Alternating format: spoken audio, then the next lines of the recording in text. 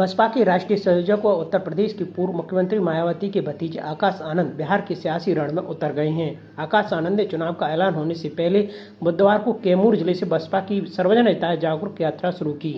कैमूर जिले से शुरू हुई बीएसपी की यात्रा 11 दिनों तक चलेगी, जो कई जिलों से होकर गुजरेगी। 20 सितंबर को लोकतंत्र की धरती वैशाली में बसपा की यात्रा का समापन होगा। बीएसपी की यात्रा कैमूर से बक्सर, रोहतास, अरवल, जहानाबाद, छपरा, सीवान, गोपालगंज, बेतिया, मोतिहारी, मुजफ्फरपुर जिलों से होकर गुजरेगी। आकाश बीएसपी की सर्वजन हिताय जागरूक यात्रा के जरिए बिहार की चुनावी जंग फतेह करने की नींव रखेंगे। बिहार में इस बार सभी राजनीतिक दलों की नज़र दलित समुदाय की वोट बैंक पर है। अब आकाश की अगुवाई में बसपा एक बार फिर बिहार से मजबूती से हाथी को दौड़ाना चाहती है।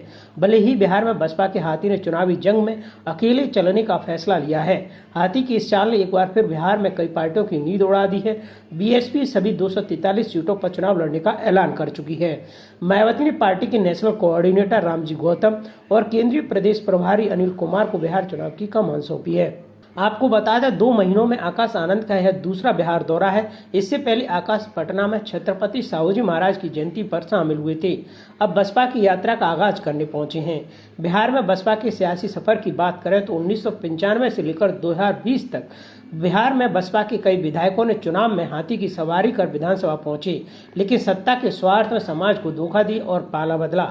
दूसरी तरफ सरकार ने कई दलित जातियों को महादलित में बदलकर सामाजिक स्तर पर समाज और बसपा संगठन की ताकत को कमजोर कर दिया।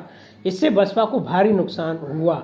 नेता जो बीएसपी के टिकट पर चुनाव जीतकर विधानसभा में तो पहुंच गए, लेकिन सत्ता की गोद में बैठकर वो बसपा और अम्बेडकर के मिशन को भूल गए। इसके बाद बसपा को फिर जीरो से शुरुआत करनी पड़ती है। बसपा के साथ ये धोखेबाजी वाली दिक्कत केवल बिहार में ही नहीं, कई राज्यों में हुई। यही वजह है कि बीएसपी राष्ट्रीय राजनीतिक पार्टी होने के बाद भी बड़े स्तर पर चुनाव में फायदा नहीं